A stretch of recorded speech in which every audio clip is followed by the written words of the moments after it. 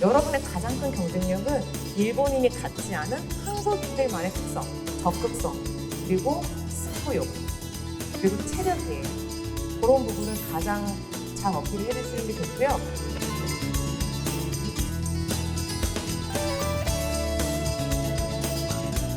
내가 어느 회사에 들어가느냐보다 더 중요한 건 본인이 어디서 살아가야 하느냐, 어떻게 살아가야 되느냐를 분명히 생각을 해보세요.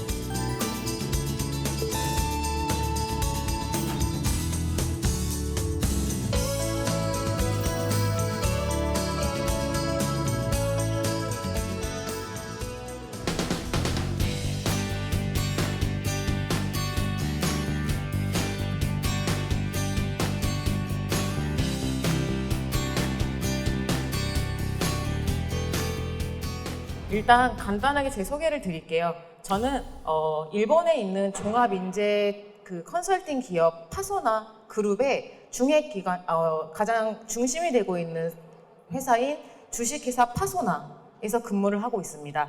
여러분처럼 한국에서 대학을 나왔고요. 여기 있죠? 네. 한국에서 대학을 나와서 일본에서 잠깐 유학생활을 어학연수 포함해서 3년 정도 했어요. 한국에 돌아와서 좋은 인연이 있어서 여러분 코세라고 하는 일본 화장품 기업 아세요? 코세라고 하는 화장품 기업에 한국 법인에 입사를 해서요. 마케팅 쪽을 담당을 했습니다. 올리브영하고 그다음에 각종 뭐 있잖아요. 롯데닷컴이라든지 이런 몰 쪽으로 마케팅을 담당을 했습니다. 그러다가 여기서 정말 경무에 시달리다가 이러다 죽을 것 같아서 황달이 오더라고요. 야근을 너무 해서. 그래서 이제 이직을 해서 삼성 디스플레이에서 일본 엔지니어 채용을 서포트하는 업무를 2년 동안 담당을 하다가 어느 날 우연찮게 월드잡 홈페이지에 들어갔다가 저희 회사 채용 공고를 발견하고 입사를 하게 되었습니다. 그래서 지금 4년차 근무를 하고 있고요. 처음에는 인재 소개 쪽으로 담당을 하다가 작년 9월 달에 조직 개편으로 자파프라고 하는 파소나가 진행하는 글로벌 인재 대상 잡회어를 전담으로 담당하는 부서로 지금은 적으로 옮겼고요. 가장 중심이 되는 사업이 한국에서 공학을 전공한 분들과 일본의 뭐 닛산 자동차나 미쓰비시 전기 같은 대기업을 매칭하는 자파크 코리아라는 행사를 올해 4회차 지금 준비를 하고 있습니다. 지금 여러분 일본 기업 지원하시는 방법이 요즘에는 되게 또 많아졌죠.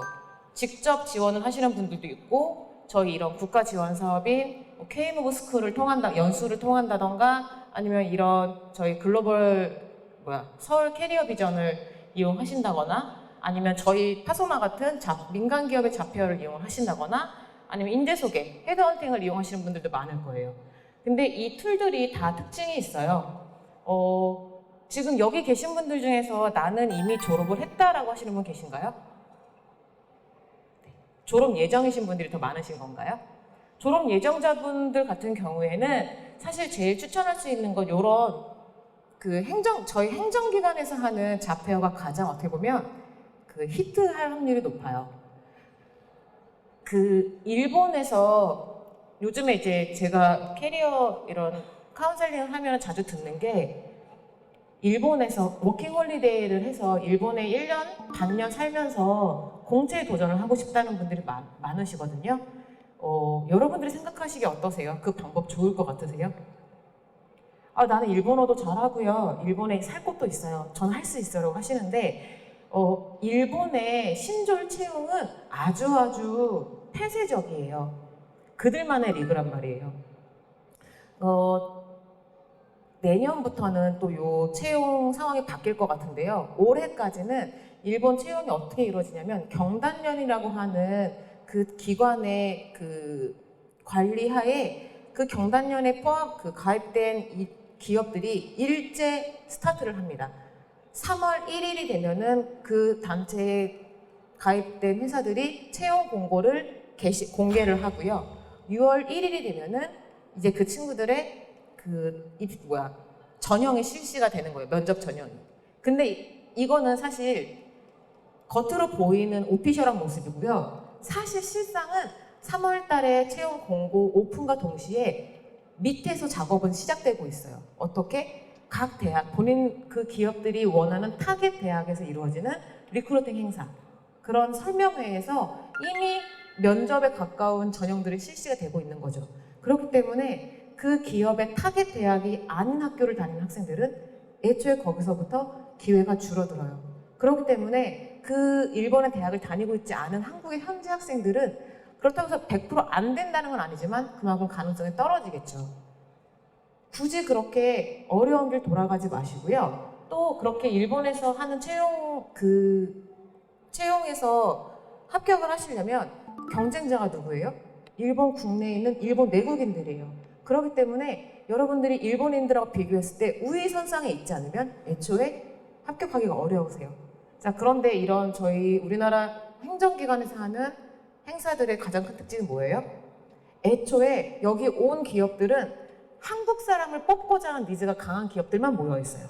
그렇다고 해서 지금 온 기업들 중에 뭐 정말 소위 중소기업들만 모여 있나요? 안 그렇죠. 저희 회사만 해도 사원 규모가 10,000명이 넘어가는 큰 회사예요. 닛산 자동차도 와 계시죠. 뭐 니프코도 와 계시고 되게 여러분들 잘 알고 있는 돈키호테도 와 있고 유명한 기업들이 많이 온단 말이에요. 애초에 여러분들 뽑고자 하는 그 니즈가 아주 강한 회사들이 모였다는 거. 그리고 여러분들 경쟁 상대가 누구예요? 이 자리에 와 있는 같은 한국인들밖에 없어요. 제가 담당하고 있는 기업이 닛산이라서 닛산을 좀 예로 들어드릴게요. 닛산 자동차가 국내에서 채용 경쟁률이 얼마나 높은지 아세요? 그런데 이제 한국에서 채용을 할 때는 경쟁자가 300명 중에 한두 명을 확 줄어든다. 경쟁률 자체가 확 줄어든단 말이에요. 그렇기 때문에 너무너무 좋은 기회예요. 그래서 이런 제가 지금 여기서 얘기하고 있다고 해서 얘기하는 게 아니고요. 가장 손쉽게 좋은 기업에 매칭될 수 있는 기회는 이런 포트라나 산업인력공단이 진행하는 국내 행사에 가장 기회가 많이 있어요. 그러니까 이런 기회를 놓치지 말고 많이 참가해 주시고요. 그리고 아까 제가 처음에도 말씀드렸다시피 여러분의 가장 큰 경쟁력은 일본인이 갖지 않은 한국인들만의 특성, 적극성, 그리고 승부욕, 그리고 체력이에요. 그런 부분을 가장 잘 어필을 해주시는 게 좋고요. 그 면접을 들어가거나 이렇게 모의 면접 같은 거 진행하면 정말 안타까운 경우가 많아요. 왜 일본에 취업을 하려고 하세요? 라는 질문에 이렇게 답하시는 분들 많거든요. 한국에는 기회가 없어서요. 혹은 제가 하려고 하는 산업 분야는 뭐 한국에서는 뭐 시장이 너무 작고 이런 식으로 한국을 속된 말로 까는 분들이 많이 있거든요. 여러분들 절대 그러시면 안 돼요. 이게 그냥 뭐 애국심을 가지세요 이게 아니라 정말 여러분들은 프라이드를 가지셔야 되고요. 그들은 여러분들이 한국인이기 때문에 뽑고 싶어 하는 거예요. 그렇기 때문에 절대로 한국에 대해 부정적인 얘기 하지 마세요. 일본 취업 준비의 기본이라는 내용인데요. 요는 기본기에 충실하다는 말씀을 드리고 싶어요. 우리나라 지금 취업 되게 어렵잖아요. 저 취업할 때만 해도 뭐 취업 3종 세트 이랬는데 요즘에 9종 세트 막 이렇다면서요.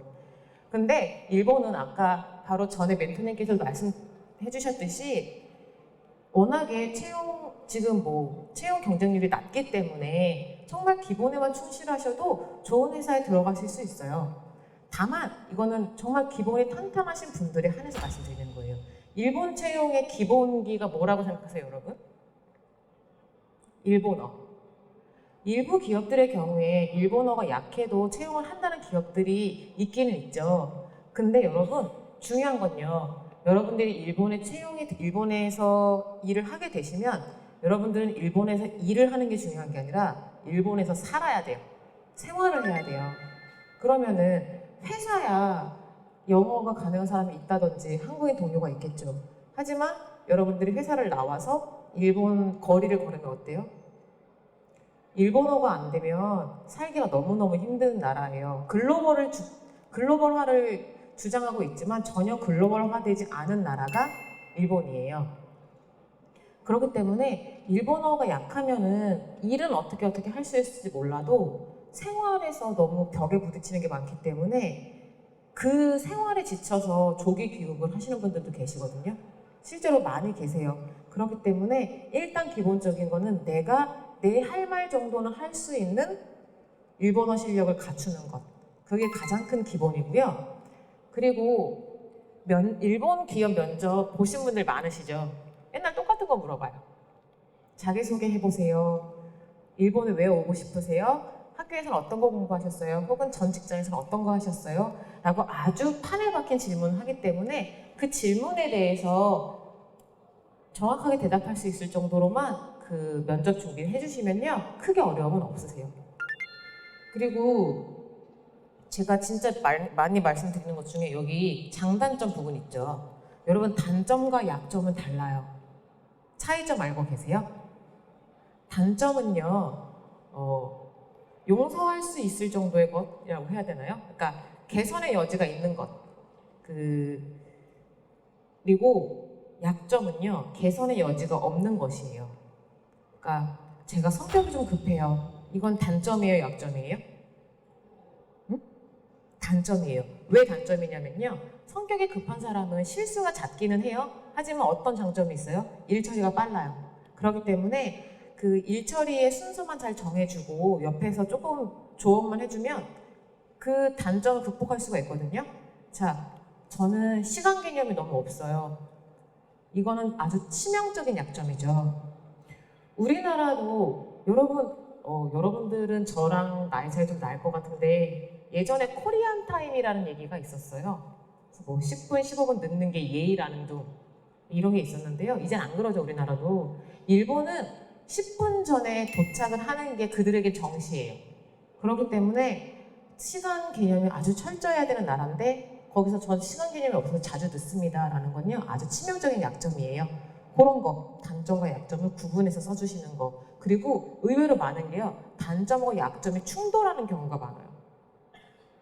그러니까 단점 하나만 듣고 단점 하나만 듣고 장점 하나만 들으면 말이 되는데 같이 들으면 뭔가 이렇게 충돌하는 경우가 있거든요. 그런 것도 좀 신경을 써주시면 좋을 것 같아요. 그리고 뭐 뭐든지 그 장점도 단점도 왜 근거 뒷받침이 될 수 있는 에피소드를 적으라고 항상 왜 여기저기서 많이들 얘기 들으시잖아요. 여러분 단점은 에피소드 필요 없어요. 본인 단점을 왜 굳이 그렇게 자세하게 설명을 하세요. 슥 지나가세요. 그러시면 됩니다. 여러분 그리고 이거 혹시 많이 듣지 않으세요? 복장 얘기. 복장이 뭐가 중요합니까? 겉모습이 뭐가 중요하죠? 저의 내실을 봐주세요. 라고들 말씀하시겠지만 일단 여러분의 첫인상을 결정짓는 건 요 겉모습이고요. 일본의 면접은 우리나라 면접과 비교해서 아주 정형화되어 있다고 아까도 말씀드렸죠. 그들은 리크루트 슈트 세트라는 세트를 아예 팔아요.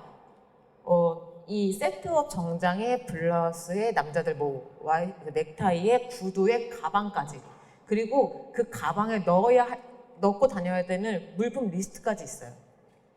그렇기 때문에 여러분들이 그 기준을 어느 정도 맞춰주셔야 돼요. 남자분들 스트라이프나 체크가 들어가 있는 정장 입으시면 안 되고요. 그리고 너무 밝은 파란 정장, 블루 계열 정장도 안 되시고요. 우리나라 남자 친구들 이렇게 앞머리 내리고 이렇게 위에 치는 아주 깔끔하게 확 쳐버리는 투블럭 컷 많이들 하시죠. 면접 가실 때 투블럭 해서 앞머리 내리시면 절대 안 돼요. 앞머리 다 올려주셔야 됩니다. 그래서 저희는 하도 말을 안 들으셔가지고 저희가 하는 행사에는 젤을 사다가 비치를 해놔요. 제가 이렇게 잘 비벼서 이렇게 올려드리거든요.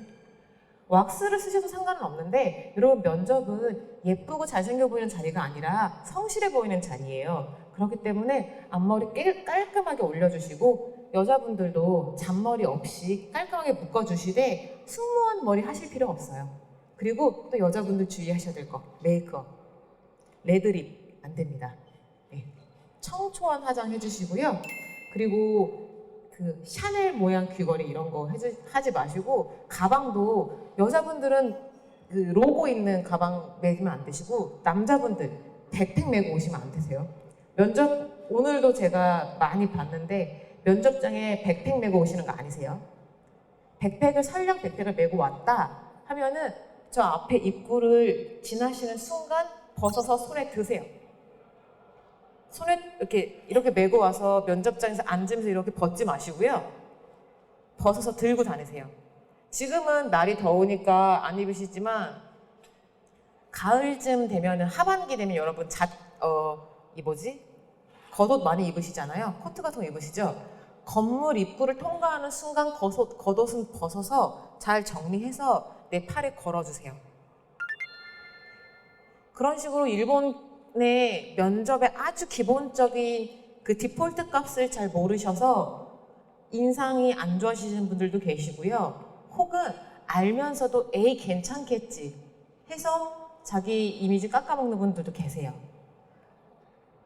일본에서 왜 쿨비즈라고 해가지고 여름에 더워지면은 남자들 넥타이 안 매잖아요. 그거는 이미 취업한 사람들 얘기인 거고, 면접을 보러 오시는 분들은 아무리 날이 쪄 죽어도 넥타이 반드시 매주시고요. 아무리 날이 더워도 여자분들 살색 스타킹 반드시 착용하셔야 합니다. 이게 일본 면접의 기본이에요. 일본 기업 문화에 대해서도 여러분 얘기 많이 들으시죠? 일본 기업 문화 어떻다고 들으셨어요? 개인주의 이런 얘기 많이 들으시죠? 맞아요. 일본은요, 일본 직장은 특히나 개인주의적인 성향이 강하고요. 남한테 터치를 안 하는 문화가 강해요. 실제로 저는 아직도 제 옆에 앉는 친구의 핸드폰 번호를 몰라요. 알고 싶지도 않고요. 알려지지도 않아요. 물어보잖아요. 뭐 우리 라인 교환할래 하잖아요. 거절당해요. 그럴 필요가 없는 게 우리는 직장에서 만난 사이잖아요. 업무상의 관계이기 때문에 그들과 불필요한 관계를 맺지 않으려는 성향이 강하고요. 물론 그래도 성향이 맞는 친구들끼리는 개인적으로 만나거나 하기도 해요. 근데 대부분의 경우에 친해지기 전에 약간 거리를 두는 그런 게 있고요. 요즘에 우리나라는 어떤지 모르겠는데 제가 한국에서 일할 때만 해도 거래처 사람들한테 제 개인 핸드폰을 알려줬었거든요. 근데 일본 기업은 절대 그런 일이 없어요. 무조건 업무용 핸드폰을 지급을 해주기 때문에 동료들하고 연락할 일이 있으면 업무용 핸드폰으로 하면 되거든요. 그렇기 때문에 개인적으로 연락처를 주고받은 애도 별로 없고요. 내가 점심을 먹든 안 먹든 누구랑 먹든 상관없고, 오히려 일본에서는 여러분, 우리나라에서 혼족이라는 게 이렇게 이슈가 되는 걸 이해를 못해요. 다 큰 어른이 왜 혼자 밥을 못 먹어? 왜 혼자 독립을 하지 못해? 라는 게 그들의 생각이기 때문에 가시면 좀 개인주의 성향 있으시고 남들하고 이렇게 치이는 거 싫으신 분들은 되게 편하게 지내실 수 있을 거예요. 반대로 나는 엄청난 인싸여서 항상 주변에 사람을 몰고 다녀야지만 직성이 풀리고 뭐든지 같이 해야 되고 혼자 밥 먹는 것도 싫고 영화 보는 것도 싫어. 이러신 분들은요, 잘 생각해 보세요. 외로울 수 있어요. 홈식 오시는 분들 은근 많더라고요. 그러니까 뭐 다들 그래요. 뭐 카톡도 되고 영상통화도 되고 하는데 가서 엄마 보고 싶으면 이거 하면 되지, 뭐 친구들하고 영상통화 하면 되지, 친구들아 놀러와. 친구들이 지금 친구들 중에 놀러 오겠다고, 너 있는 동안 일본 놀러 가겠다고 하는 애들이 100명은 넘는데 실제로 올해는 2명도 안 돼요. 다들 지들 먹고 사는 것도 힘들어 잘 안 오기도 하고요. 직장 생활을 하기 시작하면 본인의 생활에 바빠서 그렇게 왕래가 잦지도 않아요. 그렇기 때문에 여러분 정말 중요한 게 그거예요. 내가 어느 회사에 들어가느냐보다 더 중요한 건 본인이 어디서 살아가야 하느냐, 어떻게 살아가야 되느냐를 분명히 생각을 해보세요. 그리고 일본이 그렇게 개인주의 성향이 강한 건요, 이 책임 범위를 명확하게 지키기 때문이에요. 왜 우리나라에서는 여러분 예를 들어 팀플을 하더라도 내가 맡은 게 아니더라도 에이 바쁘면 내가 조금 더 해줄 수 있지, 내가 조금 손해보더라도 요만큼 더 해줄 수 있지 라는 일명 정이 있잖아요. 일본은 얄짤없고요. 본인의 책임 소재가 아니면 절대 손 하나 까딱 하지 않습니다. 그렇기 때문에 개인주의라는 것도 남에게 폐를 끼치지 않는다는 것도 결국에 나는 너에게 폐를 끼치지 않을 거야. 그러니 네가 나한테 폐를 끼치면 가만두지 않겠어. 라는 게 이 근본적으로 깔려있다 생각하시면 돼요. 그래서 처음에 이제 한국 친구들이 입사하면 가장 많이 실수하는 게 바로 그런 거예요. 본인의 책임 범위를 자꾸 벗어나는 거예요. 너무 열정이 넘쳐 흘러서. 그러실 필요 없어요. 회사에서 시킨 것만 하세요, 여러분. 시킨 것만 하다 보면 여러분들의 책임 범위는 점점 늘어날 거고요. 그렇게 되면 본인이 하고 싶은 거에 도전하시면 돼요. 그리고 정말 중요한 게 이 호렌소. 여러분 이거 호렌소 많이 들어보셨어요? 호렌소가 뭐예요? 시금치를 일본어로 호렌소라고 하는데요. 그거를 호호코크, 보고, 렌라크, 연락, 소당, 상담이라고 해서 일본 직장 생활에 가장 키워드가 되는 게 바로 이 호렌소예요. 근데 우리나라 친구들이 잘 안 되는 게 뭔지 아세요? 소담, 연락, 상담, 상의. 선배나 상사에게 뭔가 본인의 그런 고민거리를 상담하는 걸 좀 어려워하는 경향이 있으시더라고요.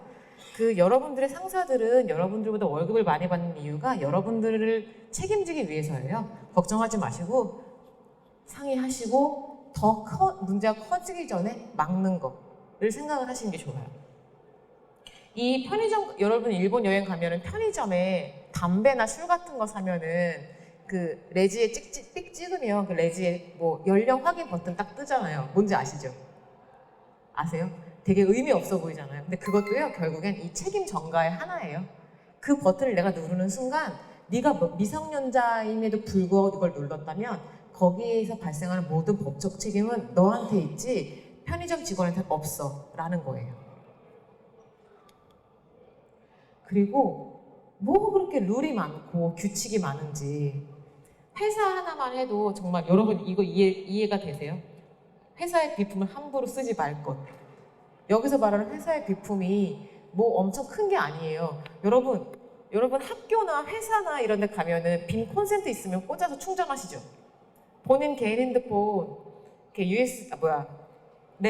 선 이렇게 케이블 해가지고 PC에다가 연결해서 충전하시죠? 여러분 일본에서 절대 하면 안 되는 일이에요. 이거를 전기 도둑이라고 해요. 네. 있을 수 없는 일이에요. 왜 회사의 전기를 너의 개인적인 핸드폰 충전하는 데 쓰는 거지? 이런 정신 빠진 이렇게 된단 말이에요. 이거를 또 일본 좀 돌려까는 건데 일본 애들이 어찌나 친절한지 절대로 대놓고 뭐라고 하지 않아요. 차라리 알려주면 되거든요. 얘들아, 너네 일본에서는 이렇게 하면 안 돼. 너의 개인적인 핸드폰은 회사에서 충전하면 안 된단다. 차라리 말해주면 되는데 말 안 해주고요. 뒤에서 쑥덕거리거나 이렇게 돌려서 얘기해요. 너는 핸드폰 배터리 되게 금방 달라봐. 친구들한테 연락이 많이 오나 보지? 라고 이렇게 돌려서 말해요. 같이 술을 먹는데 한 병 더 할래? 라고 해요. 이게 무슨 뜻인지 아세요? 그만 먹고 집에 가자예요. 이해가 되세요, 여러분? 이런 문화가 있기 때문에 직접 말을 안 해줘서 더 힘든 게 있어요. 미리 알아보고 가십시다. 여러분, 핸드폰 충전은 집에서. 그리고 뭐 이런 매일 쓰는 룰 같은 거 있잖아요. 경어 사용 같은 것도 무조건 올려도 안 되고 낮춰도 안 되고 뭐 아주 가까운 사이가 아니면 회사 동료들하고 라인 할 때 스탬프 찍으면 안 되고 되게 막 많아요. 메일 쓸 때 얼마나 힘든지 아세요? 그냥 본론만 말하면 되는 거를 마에오키라고 하죠. 그 앞에 그 깔리는 말이 되게 많아요. 또 그거를 잘 안 지켜서 그 메일을 보내면 이 회사 사람들은 교육이 덜 됐다는 평가를 받을 수 있어서 그것도 조심을 하셔야 돼요. 여러분, 솔직히 이 얘기는 급여에 대한 얘기는 좀 민감할 수 있는 얘기인데 여러분들은 좀 꼭 드리고 싶은 말씀 중에 하나이기도 해요. 여러분, 우리나라는 포괄연봉제가 기본이 되고 있어요. 그죠? 포괄연봉제가 어떤 건지 아시나요? 근로계약서상에 여러분들의 연수입이 명시되어 있는 것. 계약을 할 때 여러분들의 연수입이 정해져 있고 그걸 몇 등분을 하느냐가 여러분의 월 수입을 정하는 방식이 포괄연봉제예요. 일본은요, 월급제가 기본입니다. 월급제는요, 여러분 계약서에 월 기본급만 기재가 되어 있어요. 그래서 보통 이제 일본 기업들 연봉 보면은 예를 들어 또 이제 닛산으로 제가 설명을 드릴게요. 닛산 자동차의 대졸 신입 월 기본급이 22만 엔이에요. 여러분 곱하기 12 하시면 절대 안 돼요. 그렇게 계산하시는 게 아니고 닛산의 연간 상여 금액이 보통 6개월분이 나와요. 일단 기본적으로 월 기본급 곱하기 18개월 여기다가 매달 나오는 기본 수당이 있어요. 통근 수당, 여러분들의 정기권 가격을 그대로 실비 지원을 할 거고요. 그리고 주택수당, 보통 닛산 자동차는 한 달에 46,000엔 정도의 주택수당이 지급이 됩니다. 그리고 부모님 중에 만 60세를 넘은 분이 계시다. 그러면 가족부양수당이 2만엔. 이거 외국인이어도 상관없이 다 적용되는 거예요. 그러면 내 부모님이 두 분 다 60세를 넘으셨다. 그러면 월 4만엔의 가족부양수당이 지급이 되고요. 그리고 내가 결혼을 했다. 그럼 배우자 수당. 아이가 태어났다. 자녀 수당. 이런 수당들이 붙고, 일본이 요즘에 노동개혁 이런 것 때문에 잔업수당을 기깔나게 챙겨주거든요. 보통 닛산의 월 평균 잔업시간이 20시간이면 보통 한 6, 7만 엔 정도의 추가 근무 수당이 붙어요. 그런 식으로 따지면요. 결국에 일본 기업의 연수입은 포괄 연봉제에 준하는 연봉은 우리나라보다 아주 조금 낮거나 비등한 수준이에요. 근데 또 여러분, 일본 기업 연봉을 비교를 하실 때 현대자동차나 삼성전자랑 비교하시면 안 돼요. 삼성전자나 현대자동차는 우리나라에서도 되게 비정상적으로 급여가 높은 회사들이잖아요. 그게 아니라 평균적인 일반적인 회사랑 비교를 해보시면 비슷비슷한 수준이라는 게 나오실 거예요. 그리고 그래서 아까 바로 전에 설명 주신 멘토님께서도 수당이라든지 이런 거 잘 확인하라고 한 게 바로 그거예요. 그리고 일본은 초봉이 되게 낮거든요. 심지어 입사 1년 차는 잔업을 안 시키기 때문에 정말 기본급만 나와서 처음에 입사하시면 되게 귀여운 금액을 받게 되실 거예요. 근데 이게 3년 차 정도 되면, 3년에서 4년 차쯤 되면은 팡 하고 올라가요. 왜냐면 상여가 붙기 시작하니까. 상여가 전년도 혹은 전 분기의 실적을 바탕으로 책정이 되잖아요. 근데 신입사원들은 평가할 전년도 이 실적이 없기 때문에 상여도 만액으로 나오는 경우가 별로 없어요. 근데 1년이 지나고 2년 차가 되면은 그 1년 동안의 회사 실적을 대비해서 상여가 만액으로 나오기 때문에 갑자기 연봉이 몇 달치 정도 이렇게 쑥 올라가는 경험을 하실 수 있어요. 그래서 처음 1년은 조금 정말 손가락을 빨더라도 한 번쯤 참아보시는 걸 추천을 드릴게요. 여러분들이 생각하는 것보다 일본어도 영어도 학력 수준도 전문 지식도 자격증도 어마무시하게 준비가 돼 있는 분들이에요. 일본 기업에서 깜짝깜짝 놀라요. 여러분들 자격증 리스트 보면은.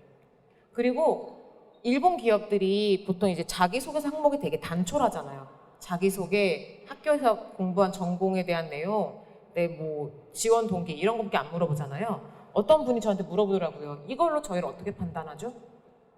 충분히 판단할 수 있어요. 일본 기업들이 인재를 면접에서 판단하는 기준은 단 하나예요. 이 사람이 우리 회사에 들어왔을 때 어떤 모습일까가 상상이 되어야 돼요. 근데 그 어떤 모습일지 상상이 되는 게요. 엄청난 스펙이 빵빵한 게 아니라 나는 지금까지 이런 공부를 해왔고요. 그래서 나는 너네 회사에 들어가면 이런 일을 해보고 싶어요. 라는 이 일명 커리어 패스라고 하죠. 이게 명확하게 서 있는 사람. 본인이 무엇을 하고 싶은지를 너무 잘 알고 있는 사람. 이거예요. 그렇기 때문에 여러분, 본인이 왜 일본에 가고 싶은지, 일본에서 무엇을 하고 싶은지를 다시 한번 생각을 해보세요. 저 이것도 할 수 있고요, 저것도 할 수 있고요. 이렇게 본인이 갖고 있는 스펙을 늘어놓는 게 아니라 내가 어떤 사람이지, 나는 무엇을 하고 싶은 사람인지를 다시 한번 정리해서 그거를 전달하는 연습을 해주시면 더 좋을 것 같아요. 초기 정착 비용은요, 정말 천차만별이에요. 왜 천차만별이냐면 기업에 따라 지원 금액이 다 달라요. 지원하는 정책이 다 달라요. 어떤 기업들은 왕복 비행기표에 집까지 다 해주고 심지어 해외 이사 비용까지 대주는 회사가 있고요. 그냥 내정만 내고 네가 알아서 와 하는 회사도 있어요. 근데 보통 어느 정도 생각하시면 되냐면, 일단 여러분 집 얻으셔야 되죠. 사택이나 기숙사 없으면 집 얻으셔야 되잖아요. 일본 부동산이 좀 되게 특이하기 때문에 보통 월세의 초기 비용으로 5달 정도의 월세 금액이 들어가고요. 그리고 본인들의 첫 월급이 어느 정도 실수령이 될지 모르기 때문에 한 3개월 정도의 생활비를 한국에서 지낼 때 기준으로 3개월 정도의 생활비는 준비를 하시는 게 좋습니다. 그리고 어지간한 거는 일본도 다 팔기는 해요. 다 팔기는 하는데 사실 공산품들이 우리나라가 일본보다 훨씬 질이 좋거든요. 그러니까 어지간한 거는 가지고 가시는 게 좋고요. 특히 렌즈 끼시는 분들, 컨택트 렌즈는 정말 잔뜩 쟁여 가시고요. 화장품 같은 거, 그리고 약, 본인들 약 드시는 약이 있거나 아니면 감기약조차도 일본이 약이 좀 약하거든요. 그런 것들. 그리고 일본 집 되게 춥잖아요. 그 전기장판 말고 이 난방 텐트, 노풍이 되게 세거든요. 가져가시면 좋아요. 네. 초기 정착 비용은 천차만별이다라고 말씀을 드리고, 그리고 처음에 집을 구하실 때 아직 일본에 익숙하지 않으신 분들이 대놓고 좀 비싼 집을 구하거나 좀 엄한 동네에 구하실 수 있기 때문에 초기 한 3개월, 반년 정도는 쉐어하우스가 요즘에 일본에 잘 되고 있어요. 쉐어하우스에서 묵으시면서 본인이 살 동네를 개척하시는 것도 추천을 드립니다. 그리고 이제 한국인 엔지니어들 원하는 포지션들은 뭐냐면 중간 직급 이상, 어느 정도 스킬이 보장되시는 분들을 찾는 경우가 많아요. 그렇기 때문에 그냥 단순히 IT가 취업이 잘 된다더라 라고 해서 시작하시는 건 저는 추천을 안 하고요. 특히 뭐 IT 업종, IT가 일본이 한국 IT에 비해서 뭐 급여 수준이라든지 업무 환경이 좋다고 해서 많이들 도전을 하시는데 그건 비교했을 때 이야기인 거고요. 일본 현지에서도 IT는 3D 직종으로 유명해요. 잔업 많고 일하는 거에 비해서 보수가 적고, 그렇기 때문에 신중하게 생각을 하시고 진출을 하시는 거를 추천을 드립니다.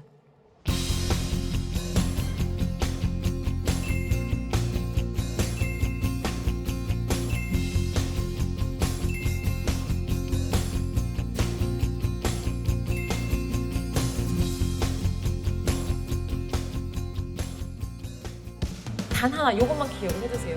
내가 무엇을 하고 싶은 사람인가만 잘 생각을 해보시기 바라겠습니다. 여기 계신 분들 다 원하는 기업에 찰떡같이 붙길 바라시고요. 또 뭐 필요한 자료가 있으시면 그 파소나를 포함해서 여러 인재 서비스 회사들 많이 있을 거예요. 그런 곳에서 나오는 그 오피셜한 자료들을 많이 보세요. 카더라 통신물 아시겠죠? 네, 오늘 이야기 들어주셔서 정말 감사했습니다.